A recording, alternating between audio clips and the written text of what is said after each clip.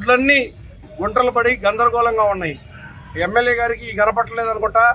ఇప్పుడున్న ఎమ్మెల్యే మొన్న ఒక రోజు రోడ్ల గురించి మాట్లాడుతూ ఏ రోడ్డు వేయాలో చెప్పండి అంటున్నాడు. అన్ని రోడ్లు ఆయన వేస్తున్న ఒక రోడ్డు ఏమో పేపర్ రోడ్డు వేస్తున్నాడు. మిగతా అన్ని రోడ్లు ఆల్రెడీ గుంటలు పడి గందరగోళంగా ఉన్నాయి. వాటి మీద అతను దృష్టే లేదు. అది ఒకటే కాంట్రాక్ట్ తెచ్చుకున్నాడు కాబట్టి, సొంత కంపెనీకి వేసుకున్నాడు కాబట్టి కాంట్రాక్ట్, ఆ రోడ్డు ఒక్కడ దాని మీద దృష్టి పెడుతున్నాడు. మిగతా రోడ్లన్నీ వాటి మీద దృష్టే లేదు అతనికి. ఎందుకంటే అతను సొంత కంపెనీ కాబట్టి దాని మీద మాత్రమే దృష్టి ఉంది. మిగతా రోడ్ల గురించి అతను పట్టించుకోవడం లేదు.